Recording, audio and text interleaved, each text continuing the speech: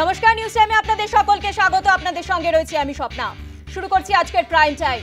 আর prime টাইমে প্রথমেই যে গুরুত্বপূর্ণ খবরে নজর রাখবো, আপনারা জানেন যে গতকাল কালীগঞ্জে যেভাবে এক নাবালিকার মৃত্যু ঘটে, বোমা ফেটে মৃত্যু ঘটে সেই নাবালিকার পরিবার কিন্তু ইতিমধ্যেই সিবিআই তদন্তের দাবি জানাচ্ছে। নাবালিকার পরিবার ইতিমধ্যেই সিবিআই তদন্তের দাবি জানাচ্ছে। আপনারা জানেন গতকাল যে বিজয় উল্লাস করতে গিয়ে কালীগঞ্জে নাবালিকার মৃত্যু ঘটে এবং তারপরেই তার পরিবার সিবিআই তদন্তের দাবি করেন। ইতিমধ্যে সেই নাবালিকার মৃতদেহ তার বাড়িতে নিয়ে আসা হয়েছে। কান্নায় ভেঙে পড়েছে তার পরিবার। আপনারা দেখতে পাচ্ছেন সেই ছবি। নাবালিকার দেহ তার বাড়িতে নিয়ে আসা হয়েছে। শোকাহত গোটা গ্রাম, কান্নায় ভেঙে পড়েছে গোটা পরিবার। গতকাল কালীগঞ্জে যে ঘটনা ঘটে এবং বিজয় উল্লাস করতে গিয়ে যেভাবে এক নাবালিকার প্রাণ হারাতে হয়, আজ সেই নাবালিকার দেহ ইতিমধ্যেই নিয়ে আসা হয়েছে।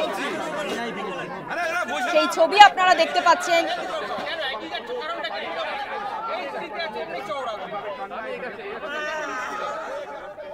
পুলিশকে চিঠি দিয়েছে নাবালিকার মা, কিন্তু পুলিশ 24 জনের বিরুদ্ধে এফআইআর দায়ের করা হলেও মাত্র 4 জনকে ইতিমধ্যেই গ্রেফতার করা হয়েছে। বাকি 20 জনকে কেন গ্রেফতার করা হলো না, প্রশ্ন নাবালিকার মায়ের। পুলিশ যদি না পারে তাহলে সিবিআই তদন্ত হোক, এমনটাই কিন্তু দাবি করছে নাবালিকার মা। পুলিশকে চিঠি নাবালিকার মায়ের। আমার মেয়ে ভোট পরবর্তী হিংসার বলি, চিঠিতে লিখলেন তামান্না খাতুনের মা। চিঠিতে 24 জনের বিরুদ্ধে অভিযোগ, এখনো পর্যন্ত মাত্র 4 জন গ্রেফতার হয়েছে।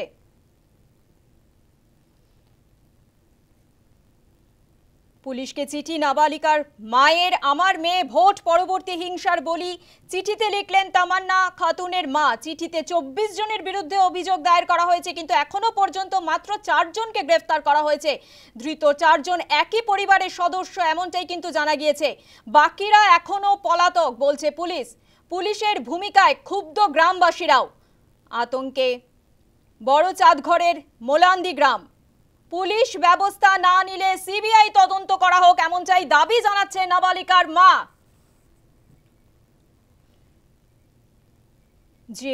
যে নৃশংসভাবে মৃত্যু হলো এক নাবালিকার, কান্নায় ভেঙে পড়ে গোটা পরিবার, শোকাহত গোটা গ্রাম। থানার উদ্দেশ্যে ইতিমধ্যেই রওনা দিয়েছিল,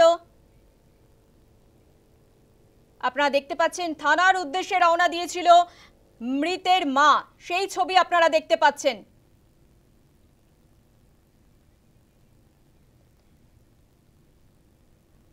থানা থেকে বেরিয়ে মৃতের মা ঠিক কি জানিয়েছেন শোনাবো আপনাদের। আপনারা কি সিবিআই তদন্তের জন্য দাবি জানাচ্ছেন? সিবিআই ওদের ভাসি চাই, ওদেরকে মেরে দেখ, ওরা যারা ওদেরকে ধরেছে ওদের মৃত্যু চাই, ওদের ভাসি চাই। গতকাল কালীগঞ্জে উপনির্বাচনে তৃণমূলের জয়ের পরেই বিজয় উল্লাস করতে গিয়ে যেভাবে এক নাবালিকার প্রাণ হারাতে হলো এবং তারপরেই শোকাহত গোটা গ্রাম, কান্নায় ভেঙে পড়ে পরিবার। ঘটনায় এখনো পর্যন্ত থমথমে এলাকা। পুলিশের ভূমিকায় ক্ষোভ প্রকাশ এলাকাবাসীর। পুলিশের ভূমিকা ভালো নাই, আমতা আমতা ভাব ওদের। আমরা চাচ্ছি এর ন্যায্য বিচার হোক। প্রশাসনটা টিএমসি, নাহলে কালকে কোনোই কথা নাই, আমরা আপন আপন বাড়িতে আছি, ওরা এসে ওখান থেকে বোম ছুটতে ছুটতে ঢুকে বাড়ি থেকে মেরে দিয়ে চলে নিরাপত্তা তখন আবার আক্রমণ হইতেও পারে, এই আতঙ্ক রয়েছে। এর আগেও কি যারা এই হামলা চালালো তারা কি এর আগেও চালিয়েছিল? হ্যাঁ, মাঝে মাঝে হয়েছে। ভয় ভালোই লাগছে আমার। এখন তো পুলিশ আছে, এখন নিরাপত্তা রয়েছে, পুলিশ চলে গেলে এখন ভয় লাগছে। ভয় লাগছে। কি চাইছেন আপনারা? কি যাবো আমরা, ওইর কোনো চাই মীমাংসা। আপনাদের নিরাপত্তা রয়েছে? হ্যাঁ, নিরাপত্তা রয়েছে আপনাদের? না না নেই। কালীগঞ্জের এই ঘটনার পরিপ্রেক্ষিতে কুণাল ঘোষ তিনি ঠিক কি জানিয়েছেন শোনাবো আপনাদের।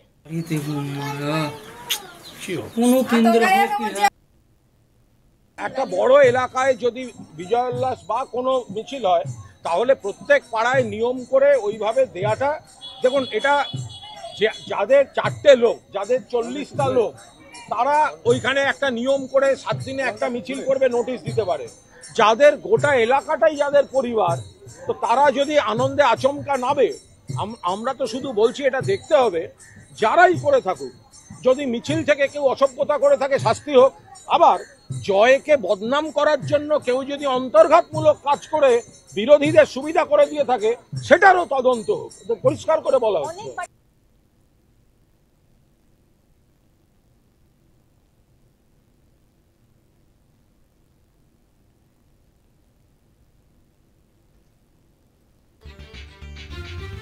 ফিরছি একটা বিরতির পর, সঙ্গে থাকুন।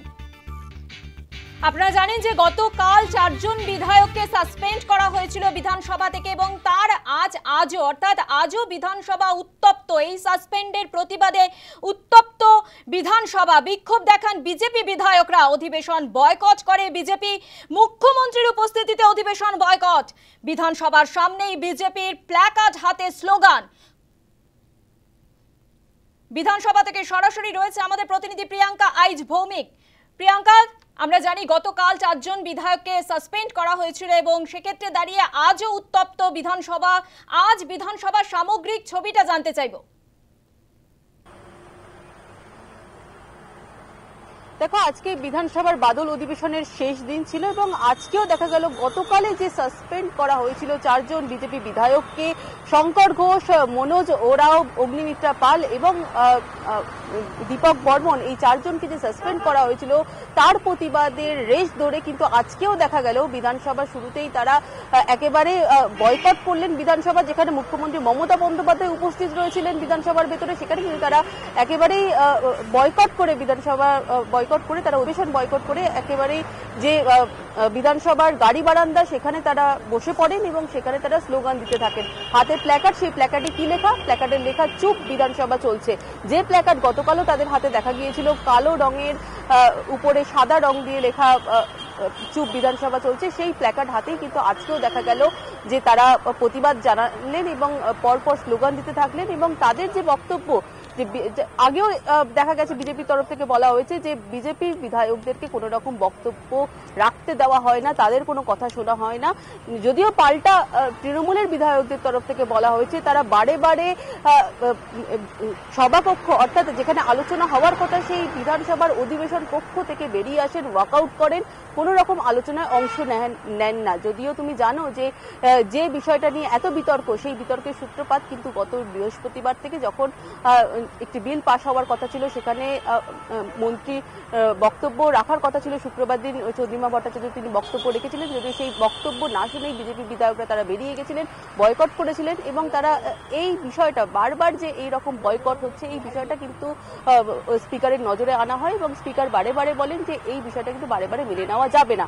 এবং সেখানে দেখা যায় যে সাসপেন্ড করা হয় এই 4 বিজেপি বিধায়ককে এবং সেখানে তারা বারে বারে প্রতিবাদ জানান। এবং তুমি গতকাল যে ছবিটা তুমি দেখেছিলে যে একেবারে তুলকালাম পরিস্থিতি তৈরি হয়েছিল বিধানসভার অন্দরে, হাতাহাতি হয়েছিল। সোমবার বিধানসভায় উত্তপ্ত পরিস্থিতি, ধস্তাধস্তিতে আহত নিরাপত্তা রক্ষীরা। আহতদের সঙ্গে সাক্ষাৎ করলেন মুখ্যমন্ত্রী মমতা বন্দ্যোপাধ্যায়, নিয়ে এলেন সংবাদ মাধ্যমের সামনে। আহত রক্ষীদের সঙ্গে ছবিও তোলেন মুখ্যমন্ত্রী। মুখ্যমন্ত্রীর সঙ্গে ছিলেন বিধানসভার অধ্যক্ষ, ছিলেন বেশ কয়েকজন মন্ত্রী ও বিধায়ক। আপনারা জানেন যে গতকাল বিধানসভায় উত্তপ্ত পরিস্থিতি হয় এবং বিধায়কদের সঙ্গে ধস্তাধস্তিতে আহত হন বেশ কয়েকজন নিরাপত্তা রক্ষী। আজ নিরাপত্তা রক্ষীদের সঙ্গে আহতদের সঙ্গে দেখা করলেন মুখ্যমন্ত্রী। প্রিয়াঙ্কা, তোমার কাছে আরো একবার জানতে চাইবো যে আমরা জানি গতকাল বিধায়কদের সঙ্গে নিরাপত্তা রক্ষীদের ধস্তাধস্তি হয় এবং শঙ্কর ঘোষ তিনি এফআইআর দায়ের করেন আমরা জানি, এবং তারপরেই আজ মুখ্যমন্ত্রী এই আহত নিরাপত্তা রক্ষীদের সঙ্গে দেখা করলেন, ছবিও তুললেন। প্রিয়াঙ্কা, একেবারে দেখো, গতকালই যে ঘটনা ঘটেছিল, ধস্তাধস্তি ছবি উঠে এসেছিল এই বিধানসভার ভেতরে বিধানসভার নিরাপত্তা রক্ষীদের সঙ্গে এই যে বিজেপি বিধায়কদের ধস্তাধস্তি হাতাহাতি কার্যত ছবি উঠে এসেছিল। সেখানে বেশ কয়েকজন বিধানসভার নিরাপত্তা রক্ষীরা আহত হয়েছিলেন, এমনটা অভিযোগ উঠেছিল। তাদের হাতে ব্যান্ডেজ বাঁধা অবস্থায় দেখা গিয়েছিল। আজকে যখন মুখ্যমন্ত্রী মমতা বন্দ্যোপাধ্যায় এলেন বিধানসভায়, তাদের সঙ্গে কিন্তু সাক্ষাৎ করলেন মুখ্যমন্ত্রী মমতা বন্দ্যোপাধ্যায়, কথা বললেন তাদের সঙ্গে। সেখানে অধ্যক্ষ বিমান বন্দ্যোপাধ্যায় যেমন উপস্থিত ছিলেন, ফিরহাদ হাকিম ছিলেন, দমকল মন্ত্রী সুজিত বসু সহ একাধিক যে তৃণমূলের বিধায়করা তারা উপস্থিত ছিলেন, এবং সেখানে কি হয়েছিল সেদিন, কি ঘটনা ঘটেছিল পুরো বিষয়টা কিন্তু ব্যাখ্যা করা হয়। এবং সেখানে যারা যারা আহত হয়েছেন তাদের থেকেও কিন্তু পুরো বিষয়টা মুখ্যমন্ত্রী জানার চেষ্টা করেন। তবে পুরো বিষয়টা খুব দুঃখজনক এমনটাও যেমন বলেন, তবে পুরো বিষয়টাতে খতিয়ে দেখা হয় সেই কথাও কিন্তু অধ্যক্ষকে জানানো হয়। এবং মুখ্যমন্ত্রী জানান যে যেহেতু অধ্যক্ষ আইন বিষয়টা ভালো জানেন, তিনি এই বিষয়ে তদন্ত করে বিষয়টা পুরোপুরি জানাবেন। তবে তোমাকে জানিয়ে রাখবো যে যেমন গতকাল বিজেপির বিধায়কদের তরফ থেকে হেয়ার স্ট্রিট থানায় অভিযোগ দায়ের করা হয়েছিল, এফআইআর দায়ের করা হয়েছিল। প্রিয়াঙ্কা, এক্ষেত্রে প্রশ্ন আমরা জানি যে গতকাল শঙ্কর ঘোষ বিধায়ক তিনি এফআইআর দায়ের করেছিলেন এবং এই ধস্তাধস্তিতে তারা আহত হয়েছেন, তিনি অভিযোগ করেছেন, এবং আজ এই নিরাপত্তা রক্ষীরা তারাও পাল্টা এফআইআর দায়ের করলেন, এবং সেক্ষেত্রে দাঁড়িয়ে কি অভিযোগ? দেখো, গতকাল যে ঘটনা ঘটেছিল সেই ছবিটা কিন্তু তুলে ধরা হয়েছে। যে অভিযোগ করা হয়েছে, যে অভিযোগ পাঠানো হয়েছে, যে অভিযোগের কপি পাঠানো হয়েছে হেয়ার স্ট্রিট থানায় বিধানসভার তরফ থেকে, সেখানে কিন্তু শঙ্কর ঘোষ, অগ্নিমিত্রা পাল, শুভেন্দু অধিকারী সহ একাধিক বিজেপি নেতাদের নাম নেওয়া হয়েছে, এবং সেখানে অভিযোগ করা হয়েছে যে তাদের হাতেই কিন্তু আক্রান্ত হতে হয়েছে বিধানসভার এই নিরাপত্তা রক্ষীদের, এবং সেখানে যাতে তারাও ব্যবস্থা নেয়। অর্থাৎ একদিকে যেমন বিধানসভার তরফ থেকে যেমন পুরো বিষয়টার উপর নজরদারি করা হবে এবং কি হয়েছে না হয়েছে পুরো বিষয়ে তদন্ত করা হবে, অন্যদিকে পাশাপাশি সমান্তরালভাবে কিন্তু হেয়ার স্ট্রিট থানার তরফ থেকেও, পুলিশের তরফ থেকেও কিন্তু পুরো বিষয়টা নিয়ে তদন্ত করা হবে, এমনটাই কিন্তু বিধানসভা সূত্র থেকে আমরা জানতে পাচ্ছি। তোমাকে যেরকমটা জানাচ্ছিলাম যে তৈরি হয়েছিল সেটা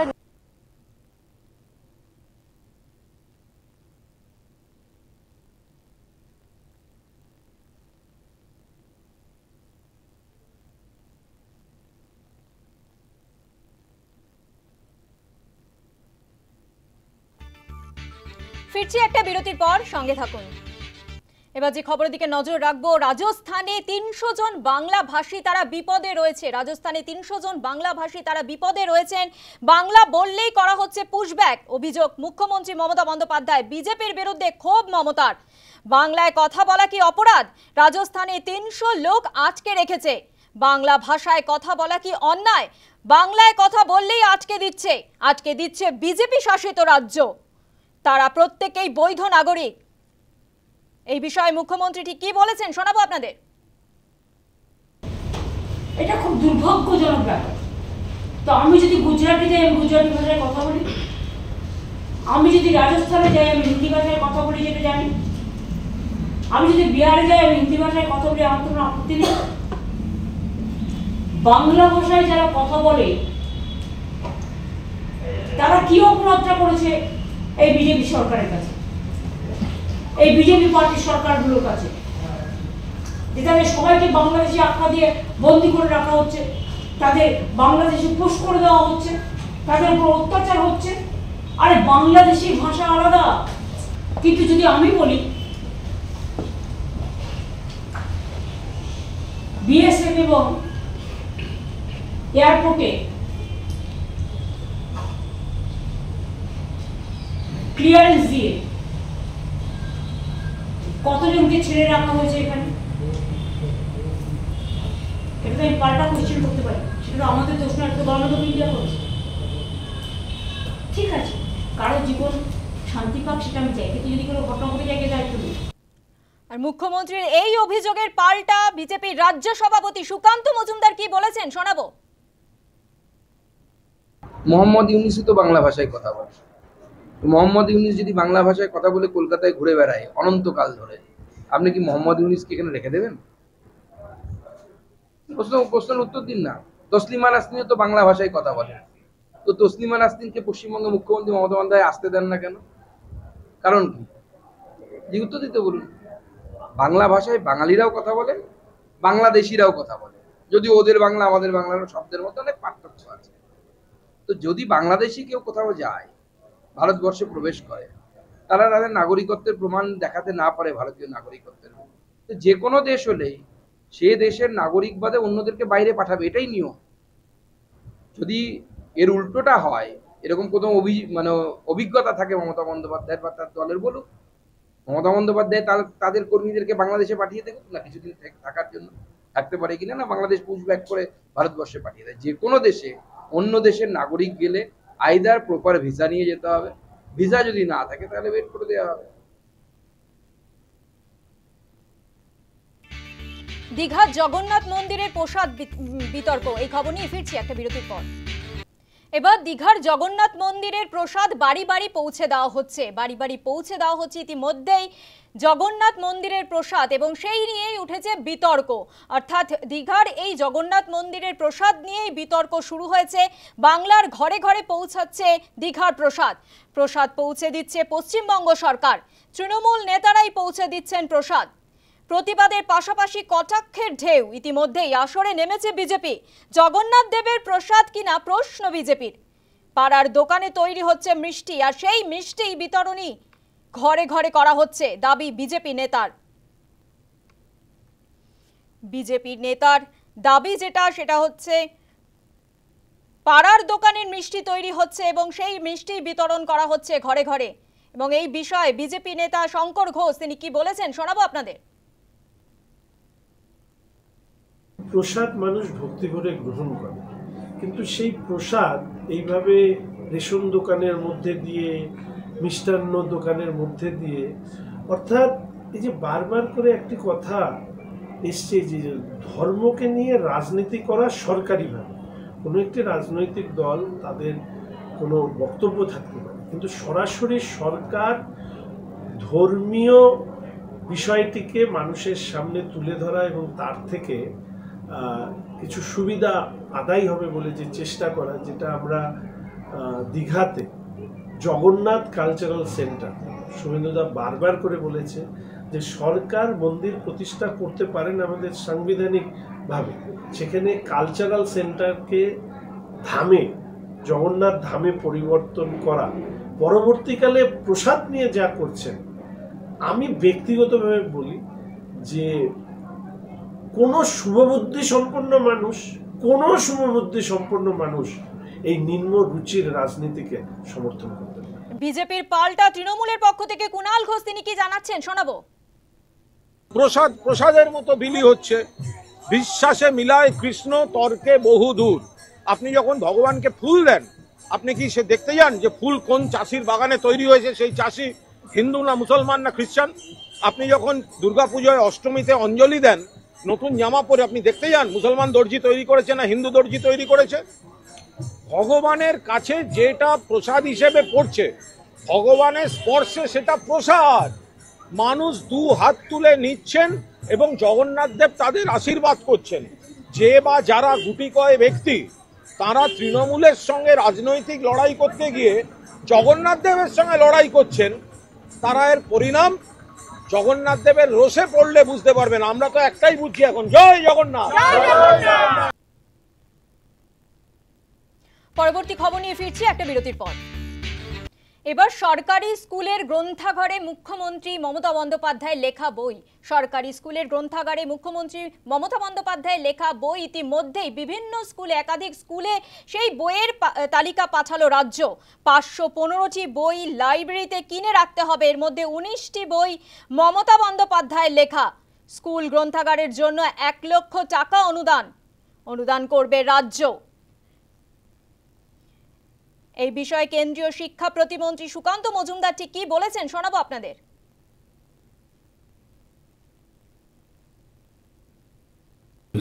স্কুলগুলো চক ডাস্টার পাচ্ছে না, স্কুলের ভয়ঙ্কর পরিস্থিতি। আজ আমি নিজের এলাকায় লোকজনের সাথে দেখা করলাম, দুটো স্কুলের মাস্টারমশাইরা এসে বলে গেলেন বিল্ডিংয়ের অবস্থা তথৈব চ। এই অবস্থায় প্রকৃত যে জায়গায় টাকা বা অর্থ দেওয়া উচিত সেই জায়গায় অর্থ খরচ না করে মুখ্যমন্ত্রীর উটপটাং লেখা বই, যে বই পড়লে পরে মানুষের মানসিক স্থিতি অত্যন্ত খারাপ হতে পারে, রাঁচিতে ভিড়ও বাড়তে পারে, মানসিক অবসাদগ্রস্ত হতে পারে বাচ্চারা, স্টুডেন্টরা, এই ধরনের বইকে সরকারি টাকা অপচয় করে মুখ্যমন্ত্রীর বই স্কুলে স্কুলে পাঠানো, কিন্তু রাজ্যের এক্সচেকার অর্থাৎ যারা ট্যাক্স দেয় তাদের টাকা 9-6 ছাড়া আর কিছু নয় বলে আমার মনে হয়। মুখ্যমন্ত্রীর বই যদি এতই ভালো হয় তো বাজারে বিক্রি হবে, কম্পিটিটিভনেস নিয়ে বিক্রি হোক না বাজারে। শরৎচন্দ্র, বঙ্কিমচন্দ্র এদেরকে ছেড়ে মুখ্যমন্ত্রীর বই কিনবে, রবীন্দ্রনাথ ঠাকুর এদের বই ছেড়ে মুখ্যমন্ত্রীর বই কিনবে। সরকারি স্কুলের গ্রন্থাগারে মুখ্যমন্ত্রীর লেখা বই, স্কুলে স্কুলে ইতিমধ্যেই বইয়ের তালিকা পাঠিয়েছে রাজ্য। 515টি বই লাইব্রেরিতে কিনে রাখতে হবে, এর মধ্যে 19টি বই মমতা বন্দ্যোপাধ্যায়ের লেখা। স্কুল গ্রন্থাগারের জন্য 1 লক্ষ টাকা অনুদান দেবে রাজ্য, এমনটাই নির্দেশিকা পাঠানো হয়েছে। সরকারি স্কুলের গ্রন্থাগারে মুখ্যমন্ত্রীর বই।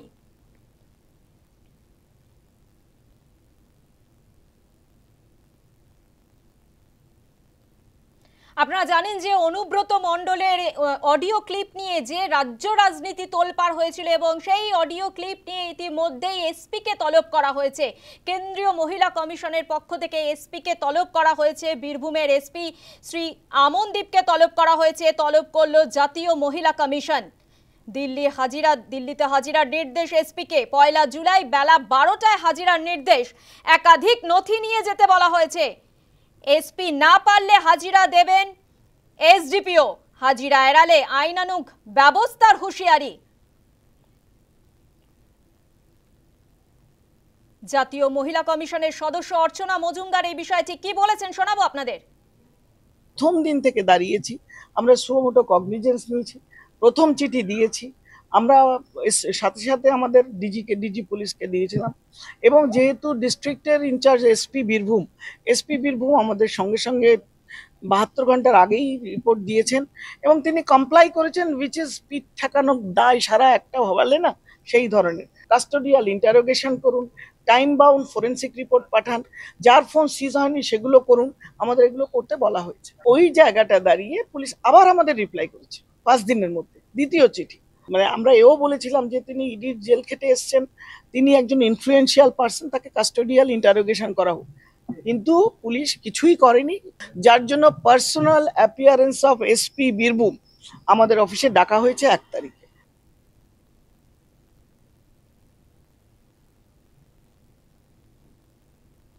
পরবর্তী খবর নিয়ে ফিরছি একটা বিরতির পর। তৃণমূল নেতা খুনে অবশেষে ফাঁসির সাজা শোনানো হয়েছে। অবশেষে শোনানো হলো ফাঁসির সাজা। 2011 সালে 9 ডিসেম্বরের ঘটনা। গোঘাটে গুলি করে খুন করা হয় তৃণমূল নেতাকে। ঘটনায় দোষী সাব্যস্ত হয় 19 জন। মূল অভিযুক্তকে ফাঁসির সাজা, বাকি 18 জনের যাবজ্জীবন কারাবাস, এমনটাই জানিয়েছে আরামবাগ আদালত। তৃণমূল নেতা খুনের ফাঁসির সাজা, অবশেষে ফাঁসির সাজা শোনানো হলো মূল অভিযুক্তকে। বাকি 18 জনের বিরুদ্ধে 18 জনের যাবজ্জীবন কারাবাস। 2011 সালে 9 ডিসেম্বর গোঘাটে গুলি করে হত্যা করা হয় এক তৃণমূল নেতাকে এবং তারপর থেকেই মামলা চলে। অবশেষে মূল অভিযুক্ত তাকে ফাঁসির সাজা শোনানো হয়েছে। ফাঁসির সাজা শোনানো হয়েছে আরামবাগ আদালত থেকে। বাকি 18 জনের যাবজ্জীবন কারাবাস। এই বিষয়ে মৃত তৃণমূল নেতা তার স্ত্রী ঠিক কি জানিয়েছেন শোনাবো। স্কুলে নির্বাচন ছিল, আমার স্বামী স্কুলে গেছিলেন, স্কুলে জানেন না যে স্কুলের নমিনেশনটা বন্ধ ছিল, কিন্তু নমিনেশন ফাইল করতে গেছিলেন। তারপরে কিছুক্ষণের মধ্যে আমি শুনতে পাই যে আমার স্বামীকে গুলি করে হত্যা করেছে।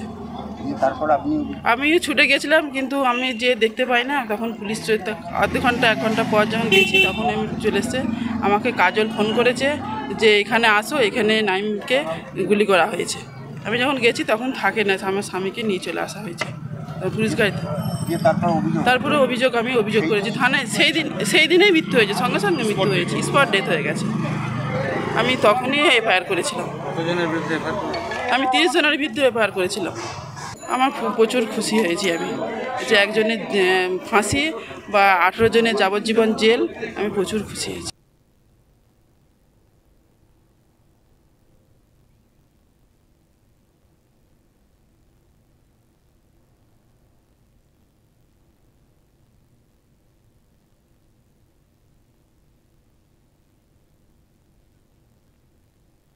এই বিষয়ে আমাদের প্রতিনিধি তাপস লাহা তিনি প্রতিবেদন তুলে ধরেছেন, দেখাবো আপনাদের।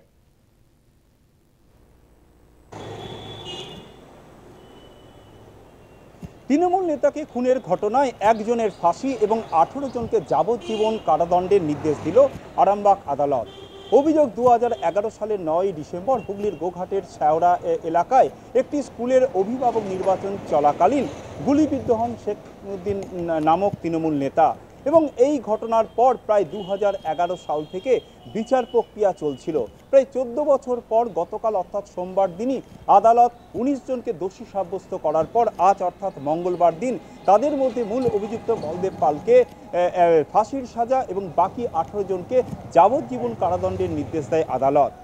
এই ঘটনা শোনার পরে তার স্ত্রী উচ্ছ্বসিত। তার স্ত্রীর যেটা দাবি যে গত 14 বছর ধরে এই রায় শোনার জন্য তিনি অপেক্ষা করছিলেন। স্বাভাবিকভাবেই এই রায় শোনার জন্য আরামবাগ চত্বরে ভিড় ছিল চোখে পড়ার মতো। হুগলি থেকে ক্যামেরায় শুভাশিস প্রামাণিকের সাথে তাপস লাহা, নিউজ টাইম।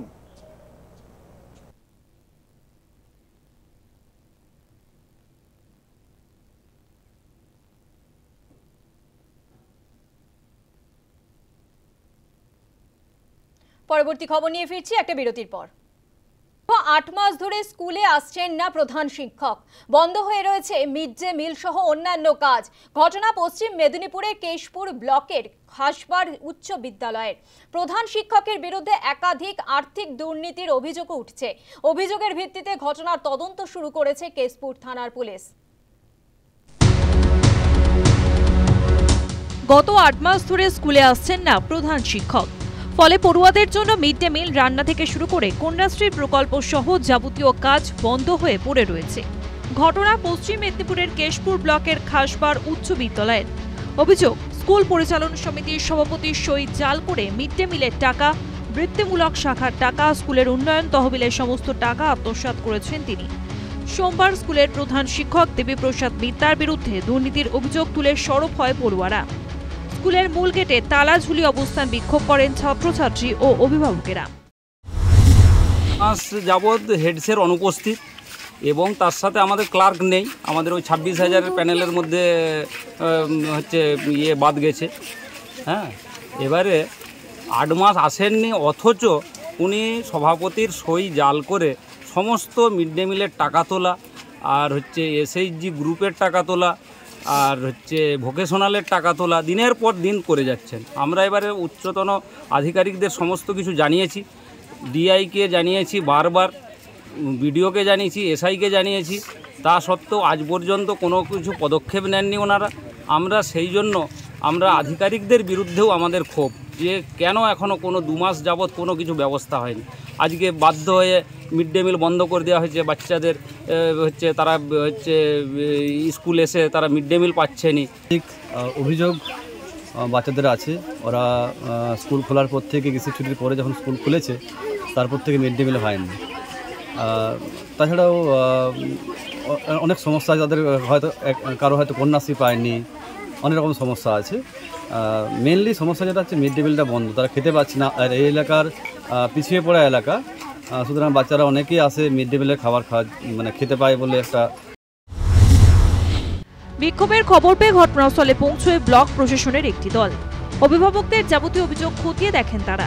এরপর ব্লক প্রশাসনের তরফে প্রধান শিক্ষকের বিরুদ্ধে কেশপুর থানায় লিখিত অভিযোগ দায়ের করা হয়। অভিযোগের ভিত্তিতে ঘটনার তদন্ত শুরু করেছে police. News time. Iran Israel সংঘর্ষ বিরতি আদৌ কি মানছে দুই দেশ? মার্কিন প্রেসিডেন্ট ডোনাল্ড ট্রাম্প সংবাদ মাধ্যমে জানালেন সংঘর্ষ বিরতিতে রাজি হয়েছে দুই দেশ। সংঘর্ষ বিরতির কথা জানালেন দুই দেশের নেতৃত্ব, তারপরেই ফের সংঘর্ষ শুরু।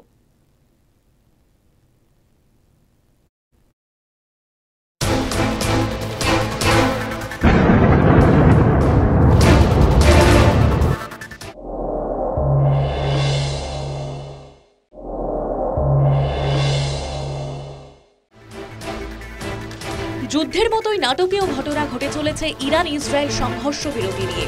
সংঘর্ষ বিরতির কথা মেনে নিয়েও ইরানের ক্ষেপণাস্ত্র ফের ইসরায়েলে হামলা চালিয়েছে বলে অভিযোগ করে ইসরায়েল। এরপর ইসরায়েলের তেহরানে ফের ক্ষেপণাস্ত্র নিক্ষেপ করে। তার ফলে সংশয় জাগছে, আদৌ সংঘর্ষ বিরতি মানছে দুই দেশ?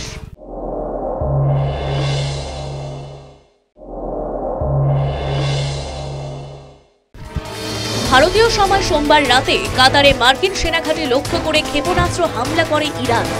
একের পর এক ক্ষেপণাস্ত্র আছড়ে পড়ে কাতারে, তবে বড়সড় ক্ষতির খবর পাওয়া যায়নি।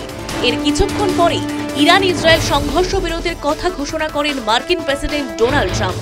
সংবাদ মাধ্যমে মার্কিন প্রেসিডেন্ট জানান, ইরান এবং ইসরায়েল সংঘর্ষ বিরতিতে পুরো মাত্রায় সম্মত হয়েছে, আর 12 ঘন্টার মধ্যে লাগু হয়ে যাবে সংঘর্ষ বিরতি। 12 দিনের সংঘর্ষের বিরতি গোটা বিশ্ব সেলাভ করছে। মার্কিন প্রেসিডেন্ট ঘোষণা করলেও ইরানের বিদেশমন্ত্রী কিন্তু তাতে সম্মত হননি। ইরানের বিদেশমন্ত্রী সমাজ মাধ্যমে লেখেন, ইরান বারবার ঘোষণা করেছে হামলা শুরু করেছে ইসরায়েল, ইরান নয়। কোন রকম সংঘর্ষ বিরতি চুক্তি হয়নি, তবে ইসরায়েল হামলা থামালে পাল্টা হামলার কোনো ইচ্ছে নেই ইরানের। এরপর ইরানের সরকারি চ্যানেল থেকে জানানো হয়, কাতারে হামলার পর মার্কিন প্রেসিডেন্ট হামলা থামানোর জন্য ইরানের কাছে প্রার্থনা করেছে। ইসরায়েলের প্রধানমন্ত্রী নেতানিয়াহু বলেন, 12 দিনের সংঘর্ষে ইসরায়েল যা চেয়েছিল তা করা হয়ে গেছে। ইরানের পরমাণু এবং আন্তঃমহাদেশ ক্ষেপণাস্ত্র হামলার বিপদও কাটানো গেছে। এই সময় মনে হচ্ছিল আপাতত সংঘর্ষ বিরতি জারি হয়েছে দুই দেশের মধ্যে, কিন্তু এর কিছুক্ষণের মধ্যে ইসরায়েল অভিযোগ করে ইরান ক্ষেপণাস্ত্র হামলা চালিয়েছে। হামলায় 4 জনের মৃত্যুর খবর পাওয়া গিয়েছে। এরপর পাল্টা হামলা চালায় ইসরায়েল। হামলায় ইরানের 9 জনের মৃত্যু হয়েছে বলে খবর পাওয়া গেছে। অর্থাৎ ট্রাম্পের দাবি পাল্টা দাবি এই মুহূর্তে ফের গুরুত্বহীন হয়ে পড়ছে। সংঘর্ষ জারি রইল দুই দেশের মধ্যে। News time.